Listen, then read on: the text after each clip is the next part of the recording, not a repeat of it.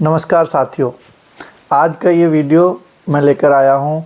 आप लोगों के जो कमेंट्स वीडियोस पर आ रहे हैं, बहुत सारे कमेंट हैं, सैकड़ों की संख्या में कमेंट हैं। मैं कुछ का रिप्लाई कर पा रहा हूँ, कुछ का मैं रिप्लाई नहीं कर पा रहा। तो उन कमेंट्स को मैंने एक कैटेगराइज कर लिया है। 10 कमेंट अगर एक तरह के हैं तो उनको एक कैटेगरी में डाल के मैंने आपके सारे कमेंट्स, यहाँ पर कई सारे कमेंट्स लिए हैं और उनका मैं बारी बारी से जवाब देने की कोशिश करूँगा। इससे क्या होगा, आपकी सारी दुविधाएं भी चली जाएंगी और आपके कई सारे प्रश्न जो एक जैसे बहुत सारे लोगों के हैं उनका जवाब भी आपको मिल जाएगा। तो मैं आपका फिर से PKU इन्फॉर्मेशन में स्वागत करता हूँ और वीडियो को शुरू करते हैं।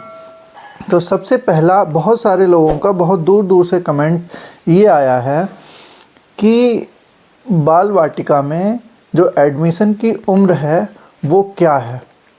हाँ, अलग अलग पेरेंट्स अपने बच्चे की डेट ऑफ बर्थ कमेंट में लिख के पूछते हैं कि कौन से बाल वाटिका 1 में होगा, बाल वाटिका 2 में होगा या बाल वाटिका 3 में होगा।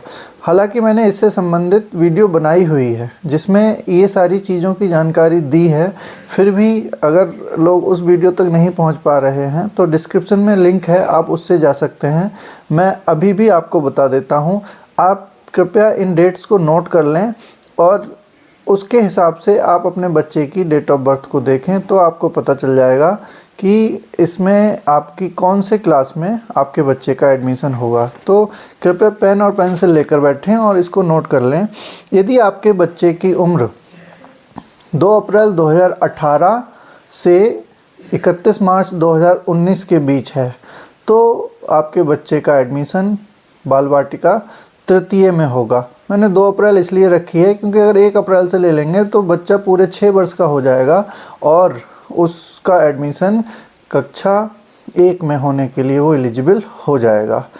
इससे आगे बढ़ें तो 1 अप्रैल 2019 से 31 मार्च 2020 तक अगर उम्र है तो बाल वाटिका द्वितीय में उसका एडमिशन किया जा सकता है। इसी प्रकार 1 अप्रैल 2020 से 31 मार्च 2021 के बीच में अगर डेट ऑफ बर्थ है तो उसका एडमिशन बाल वाटिका प्रथम में किया जा सकता है। ये रहे बाल वाटिका प्रथम के लिए। अब मैं एक बार जल्दी अन्य क्लासों के लिए भी उम्र बता देता हूँ। जैसे कक्षा 1 के लिए बच्चे की उम्र अगर 6 वर्ष से 8 वर्ष के बीच है तो उसका एडमिशन कक्षा 1 में किया जा सकता है। कक्षा 2 में एडमिशन के लिए यदि बच्चे की उम्र 7 वर्ष से 9 वर्ष है तो उसका क्लास 2 में किया जा सकता है। कक्षा 3 में एडमिशन कराने के लिए भी यही उम्र रहेगी, 7 से 9 वर्ष। कक्षा 4 में करवाने के लिए 8 से 10 वर्ष और कक्षा 5 में करवाने के लिए 9 से 11 वर्ष। कक्षा 6 में करवाने के लिए 10 से 12 वर्ष। कक्षा 7 में करवाने के लिए 11 से 13 वर्ष। कक्षा 8 में करवाने के लिए 12 से 14 वर्ष। कक्षा 9 के लिए 13 से 15 वर्ष और कक्षा 10 के लिए 14 से 16 वर्ष। ये उम्र जो है सारे क्लासों की है। अगला प्रश्न लेते हैं कि रेसिडेंस प्रूफ में क्या लगाएं। तो आपको मैं जानकारी दे दूं, रेसिडेंस प्रूफ में आप मूल निवास प्रमाण पत्र, आधार कार्ड, किसी भी बैंक की पासबुक, बिजली का बिल, इलेक्ट्रिसिटी टेलीफोन का बिल, क्रेडिट कार्ड का बिल इत्यादि आप रेसिडेंस प्रूफ में लगा सकते हैं। साथ ही अगर आपके पास कोई लीज डीड, कोई रेंट एग्रीमेंट, राशन कार्ड, इस प्रकार के दस्तावेज भी हैं तब भी आप रेसिडेंस प्रूफ में लगा सकते हैं। कुछ सरकारी डिपार्टमेंट जो जब क्वार्टर अलॉट करते हैं तब उनको कब्जा प्रमाण पत्र देते हैं, उसका प्रयोग भी रेसिडेंस प्रूफ में किया जा सकता है। अगला प्रश्न आ रहा है कि प्राइवेट जॉब वाले एडमिशन ले सकते हैं या नहीं। देखिए, इस प्रश्न का जवाब देने के लिए मुझे आपकी केवल इस प्रश्न से काम नहीं चलेगा, मुझे बहुत सारी डिटेल की आवश्यकता होगी। वैसे आपको मोटे तौर पर बता दूं कि प्राइवेट जॉब वाले किसी भी प्रायोरिटी कैटेगरी में नहीं आएंगे, लेकिन उनका RTE category, SC ST quota, OBC quota और अगर सिंगल गर्ल चाइल्ड है तो SGC कोटा के अंतर्गत उनके बच्चों का एडमिशन हो सकता है। बस उन्हें घर से दूरी का ध्यान रखना है। अगला प्रश्न आ रहा है, बाल वाटिका 2 कहाँ कहाँ है? ये प्रश्न बहुत ज़्यादा मात्रा में आ रहा है। देखिए साथियों, मैं आपको बता दूं कि बाल वाटिका 2, पिछले वर्ष बाल वाटिका 2 के बारे में केंद्रीय विद्यालय संगठन ने कोई जानकारी उपलब्ध नहीं कराई थी। पिछले वर्ष जो सूचना निकली थी उसके अनुसार बाल वाटिका प्रथम 49 विद्यालयों में और बाल वाटिका तृतीय 450 विद्यालयों में कक्षाएं लगाई गई थीं। इसकी पूरी लिस्ट मैंने अपनी वीडियो में बताई हुई है और वीडियो में लिस्ट भी दिखाई गई है। उस वीडियो की जानकारी, उस वीडियो का डिस्क्रिप्शन में लिंक आपको मिल जाएगा, आप जाकर वहां से चेक कर सकते हैं। लेकिन उम्मीद ये है कि इस वर्ष अधिकतर स्कूलों में बाल वाटिका कक्षाएं संचालित की जाएंगी और नई कक्षाएं भी जोड़ी जाने की संभावना है। अगला प्रश्न लेंगे, उससे पहले मैं आपसे निवेदन करूं कि आप जिस प्रकार अपना प्यार दे रहे हैं, आप बिल्कुल प्यार देते रहिए। आप चैनल को जब भी सब्सक्राइब करते हैं, चैनल को लाइक करते हैं, तभी इसकी रीच लोगों तक पहुंच रही है। बहुत बहुत दूर से वीडियो को लोग देख रहे हैं। ये आपका ही कारण है कि ये वीडियो उन माता पिताओं तक पहुंच पा रही है जो महंगे विद्यालयों में अपने बच्चों का एडमिशन नहीं करा पाते हैं और अच्छी शिक्षा से अपने बच्चों को वंचित हो जाते हैं उनके बच्चे। तो मेरा आपसे पुनः निवेदन है कि वीडियो को अधिक से अधिक शेयर करें, चैनल को सब्सक्राइब करें, ताकि गूगल का जो एल्गोरिदम है वो इस वीडियो को अधिकतर लोगों के पास पहुंचा सके, रजिस्ट्रेशन से पहले अच्छी जानकारी उनके पास पहुंच सके। और इन प्रयासों से अगर किसी बच्चे का एडमिशन हो जाता है तो आपको भी उसका पुण्य मिलेगा और मेरी कोशिशें भी सफल हो सकेंगी। अगला प्रश्न लेते हैं, जनरल वालों का एडमिशन होगा या नहीं? बहुत से लोगों का ये प्रश्न आया है जो जनरल कैटेगरी में हैं, उनका एडमिशन होगा या नहीं। तो सबसे पहले तो ऐसा नहीं है कि जनरल वालों का एडमिशन नहीं होगा। जनरल वाले अगर किसी सरकारी नौकरी में हैं, केंद्र सरकार की नौकरी में हैं, डिफेंस की नौकरी में हैं, तो उनका उस प्रायोरिटी कैटेगरी के अनुसार एडमिशन होगा। यदि नहीं है, किसी भी नौकरी में नहीं है, तो वो आरटीई कोटा या सिंगल गर्ल चाइल्ड कोटा के अंतर्गत अपने बच्चों का एडमिशन करवा सकते हैं। आरटीई कोटा के लिए एक स्पेशल वीडियो मैंने बनाई हुई है जिसका लिंक डिस्क्रिप्शन में है, आप उसे देख सकते हैं। अगला प्रश्न लेते हैं, एक्स सर्विसमैन कौन सी कैटेगरी में आएंगे? तो दोस्तों मैं आपको बता दूं कि एक्स सर्विसमैन जो डिफेंस सेक्टर से एक्स सर्विसमैन हैं, वह लोग प्रायोरिटी कैटेगरी 1 में आते हैं, तो उन्हें चिंता करने की आवश्यकता नहीं है। अगला प्रश्न है कि अगर कई सारे सरकारी टीचर्स का मेरे पास क्वेश्चन आया है कि मैं सरकारी टीचर हूं और मेरे बच्चा कौन सी कैटेगरी में क्लासीफाई होगा और मेरे बच्चे का एडमिशन होगा या नहीं होगा। तो मैं आपको बता दूं, सरकारी जो अध्यापक हैं, अधिकतर वह अध्यापक राज्य सरकार के अधीन कार्यरत हैं और वो अधिकतर कैटेगरी 4 या कैटेगरी 5 में आएंगे। कैटेगरी 4 डिफेंस स्कूल्स में, जो स्कूल डिफेंस में कैटेगराइज हैं वो कैटेगरी 4 में आएंगे, और वे विद्यालय जो पब्लिक सेक्टर अंडरटेकिंग्स के विद्यालय हैं उसमें आते हैं वो कैटेगरी 5 में आ जाएंगे। अब एक बहुत ही महत्वपूर्ण प्रश्न है, ये भी कई जगह से आया है, उन बच्चों के लिए जो कोविड-19 के दौरान अनाथ हो गए, अर्थात जिनके पिता का और माता पिता दोनों का देहांत कोविड-19 के टाइम में हो गया था, उनके लिए क्या कोई अलग से कोटा है? तो मैं आपको बता दूं, केंद्रीय विद्यालय संगठन में उन बच्चों के लिए पर विद्यालय 10 बच्चों का अलग से कोटा दिया गया है। वो चाहे स्ट्रेंथ कितनी भी हो, लेकिन 10 बच्चों का एडमिशन हर विद्यालय में कोविड-19 में ऑर्फन बच्चों का होना ही होना है। लेकिन उसके लिए उन बच्चों का नाम डीएम जो लिस्ट निकाली गई है या डीएम ने जब लिस्ट निकाली होगी उसमें उनका नाम होना चाहिए। हर क्लास में, हर सेक्शन में 2 बच्चों का एडमिशन उसके अकॉर्डिंग कोविड-19 वाले बच्चों का होना ज़रूरी है। अगला प्रश्न लेते हैं। एडमिशन कब होंगे? ये प्रश्न तो बहुत ही ज़्यादा आ रहा है कि एडमिशन कब होंगे।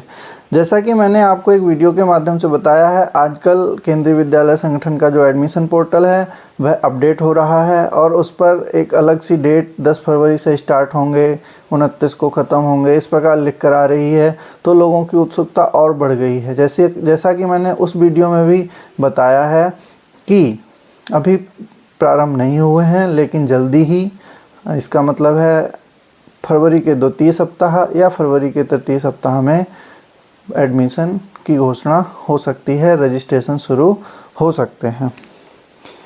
कक्षा 2 और उससे आगे के एडमिशन के बारे में बताइए। तो साथियों, मैं आपको बता दूं कि अभी जब तक बाल वाटिका और कक्षा 1 के रजिस्ट्रेशन और उनका एडमिशन की प्रक्रिया पूरी नहीं हो जाती, तब तक कक्षा 2 और उससे आगे की कक्षाओं के बारे में केंद्रीय विद्यालय संगठन से किसी भी प्रकार की नोटिफिकेशन निकलने की संभावनाएं बहुत कम है। अर्थात इसके बाद ही ये एडमिशन होंगे। जैसे ही ये ख़त्म होते हैं, अगले क्लासों के एडमिशन शुरू हो जाते हैं। आपको इस चैनल के माध्यम से जानकारी ज़रूर मिल जाएगी। आप वीडियो को देख रहे हैं, साथ ही मैं पुनः आपसे आग्रह करूंगा, कृपया आप चैनल को सब्सक्राइब कर लें। और अगला सवाल लेते हैं। बाल वाटिका में क्या एसजीसी का कोटा एडमिशन नहीं होता? ये प्रश्न बहुत आया है, लेकिन यहाँ पर मैं एक चीज़ क्लियर कर दूँ। बाल वाटिका में एडमिशन लेने के लिए एसजीसी कोटा नहीं होता, अर्थात सिंगल गर्ल चाइल्ड कोटा, जिसके तहत कक्षा 1 में एडमिशन होता है, लेकिन बाल वाटिका में सिंगल गर्ल चाइल्ड का कोटा नहीं होता। इसका मतलब ये नहीं है यदि किसी की सिंगल गर्ल चाइल्ड है तो उसका एडमिशन नहीं होगा। अन्य कोटा या नॉर्मल तरह से उसका एडमिशन भी होगा और उसके रजिस्ट्रेशन फॉर्म भी भरे जाएंगे। क्या क्या डॉक्यूमेंट लगेंगे? ये प्रश्न भी बहुत आ रहा है। इसके बारे में मैंने कई वीडियोस में जानकारी दी है। मैं आपको पुनः बता दूं कि आपको अपना बच्चे का जन्म प्रमाण पत्र रखना है, बच्चे का फ़ोटो रखना है, बच्चे का आधार कार्ड आपको रखना है, बच्चे का ब्लड ग्रुप सर्टिफिकेट आप बनवा लीजिए। यदि आप सर्विस में हैं तो आप अपने पिछले 7 वर्ष के ट्रांसफ़र ऑर्डर्स या ट्रांसफ़र की डिटेल आप अपने पास रख लीजिए, क्योंकि रजिस्ट्रेशन के समय ये काम आएगी। आप अपना इनकम सर्टिफिकेट बनवा कर रखिए, आप अपना निवास स्थान का प्रूफ तैयार रखिए। ये सारे इनकम सर्टिफिकेट मैंने बता ही दिया। ये सारे जो डॉक्यूमेंट्स हैं वो आपको आवश्यकता पड़ने वाली है। एससी और आरटी कोटा क्या है? ये भी प्रश्न बहुत आया है। मैं आपको बता दूं कि केंद्रीय विद्यालय में एससी कोटा अलग है, आरटी कोटा अलग है। एससी, एसटी और आरटी, जो माता पिता या बच्चे एससी और एसटी कोटा में अपना फ़ायदा ले रहे हैं, उनको फिर आरटी कोटा में फ़ायदा नहीं मिलेगा। ये आपको ध्यान रखना है। एससी कोटा अलग है, एसटी कोटा अलग है, आरटी कोटा अलग है। तो ऐसे बच्चे जो एससी और एसटी में नहीं हैं, वो बच्चे आरटी के अंतर्गत एडमिशन ले सकते हैं। तो एससी और आरटी को आप मिक्स नहीं कर सकते, इन सारे कोटे इनके अलग अलग हैं। OBC, NCL, non creamy layer के बारे में पूछा जाता है। तो ओबीसी का कोटा 27% होता है, अर्थात एक सेक्शन में 11 बच्चों का कोटा ओबीसी कोटा होता है, तो आप उसके अंतर्गत भी एडमिशन ले सकते हैं। नॉन क्रीमी लेयर ओबीसी का आपके पास सर्टिफिकेट होना चाहिए। अब आता है, कुछ लोगों का ऐसा प्रश्न है कि मैं रहने वाला एक विशेष स्थान का हूँ, वर्तमान में मेरी पोस्टिंग यहाँ है, क्या मैं एक स्थान पर एडमिशन दिला सकता हूँ जहाँ मैं अभी हूँ वहाँ नहीं, लेकिन दूसरी जगह है? तो इसके लिए मैं बता दूँ, अगर आपका निवास प्रमाण पत्र आपके विद्यालय के पास का है तो आप ज़रूर एडमिशन दिला सकते हैं। इसमें कोई शक वाली बात नहीं है। आपका निवास प्रमाण पत्र ही प्रूव करेगा कि आप कहाँ रहते हैं। वैसे आप कहीं भी काम कर सकते हैं, लेकिन फैमिली अगर आपके पास निवास प्रमाण पत्र है, ऐसा प्रूफ है जिससे ये पता चल जाए कि आप रहते कहाँ हैं, आप स्कूल के पास में रहते हैं, तो आप वहाँ ज़रूर एडमिशन करवा सकते हैं। लेकिन ये सर्विसमैन के लिए थोड़ा इसमें ये हो जाता है कि वह जहाँ उसकी पोस्टिंग है वहाँ पर अगर फैमिली रखता है तो उसको वहाँ पर अपना रेसिडेंस प्रूफ देना होता है। अगर फैमिली नहीं रहती तो उसको अपनी फैमिली का रेसिडेंस प्रूफ जहाँ विद्यालय है उसके आसपास का देना पड़ेगा, तब उसका एडमिशन हो जाएगा। कुछ लोगों का बहुत अलग प्रश्न है कि मेरे बच्चे का एडमिशन दूसरी शिफ्ट में हो रहा है, मैं क्या करूं? पहली चीज़ तो कुछ यहाँ पे मैं बता दूं, कुछ केंद्रीय विद्यालय 2 शिफ्ट में पढ़ाई करवाते हैं, तो इसमें ऐसा कुछ नहीं है कि आपका बच्चे का दूसरी शिफ्ट में हो रहा है। वो भी एक अलग सेक्शन माना जाता है, अलग ही कक्षा मानी जाती है, तो इसमें आप कुछ नहीं कर सकते।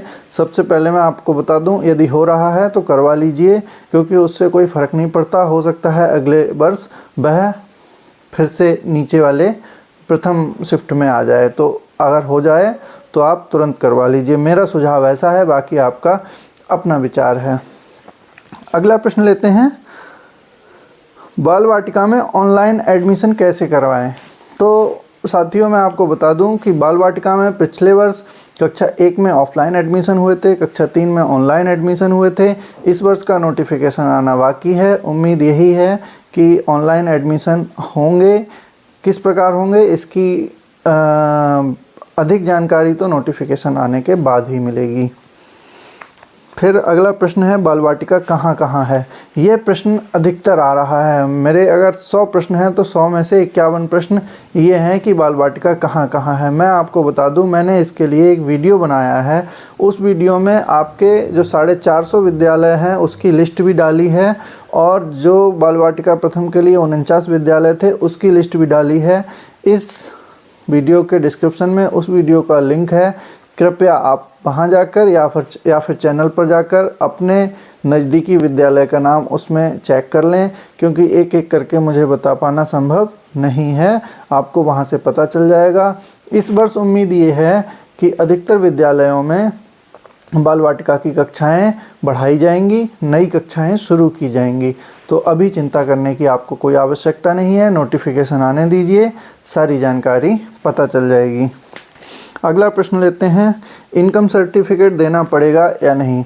तो साथियों मैं बता दूं, अगर आप RT quota, SC ST quota, OBC quota, जिस प्रकार के कोटा के अंतर्गत आप एडमिशन लेंगे तो उससे संबंधित आपको इनकम सर्टिफिकेट की डिक्लेरेशन, इनकम सर्टिफिकेट का number at the time of registration देना पड़ेगा। और अगर आप किसी सर्विस सेक्टर में हैं, किसी में हैं, तो उसमें आपको इनकम सर्टिफिकेट देने की आवश्यकता नहीं है। तो जिस प्रकार आप रजिस्ट्रेशन करेंगे उसके अनुसार आपको इनकम सर्टिफिकेट देना पड़ेगा। अगला प्रश्न लेते हैं, RTE और EWS क्या है? तो मैं आपको बता दूं, EWS बोलते हैं इकोनॉमिकल वीकर सेक्शन, अर्थात ऐसे लोग जो पिछड़े वर्ग में हैं, जिनकी जो आय है वो बहुत कम है। और RTE right to education quota है। EWS के लिए आपको इनकम सर्टिफिकेट बनाकर देना पड़ेगा। RTE कोटा के अंतर्गत आपको EWS वाले भी RTE कोटा में एडमिशन ले सकते हैं। तो दोनों चीज़ें अलग अलग हैं, आप इसमें कंफ्यूज मत होइए। इन सारे सवालों के जवाब देने के बाद भी यदि आपके कुछ सवाल रह गए हों तो आप कमेंट बॉक्स में फिर डालिए, हम उनका जवाब आपको देने की पूरा प्रयास करेंगे। और आप हो सके, जितना हो सके उतना आप वीडियो को शेयर करें, लाइक करें, ताकि मैं बार बार कहता हूँ ये सारी जानकारी लोगों तक पहुँच सके, उनको परेशानी कम हो। मेरा भी यही प्रयास है। आप लोगों के थोड़े से प्रयास से मेरा प्रयास सफल हो जाएगा, लोगों को मदद मिलेगी। चैनल को सब्सक्राइब करें ताकि चैनल बूस्ट हो और लोगों तक इस प्रकार की जानकारी पहुँचे। आपको अगर हमारे प्रयास अच्छे लग रहे हों तो आप सराहना करें कमेंट बॉक्स में, हमारा इससे मोटिवेशन बढ़ता है। और आप लोगों का हमें ये भी पता चलता है कि आप लोग कहाँ कहाँ से इस वीडियो को देख रहे हैं। इन्हीं शब्दों के साथ आज के लिए आप सभी लोगों को धन्यवाद करते हुए नमस्कार।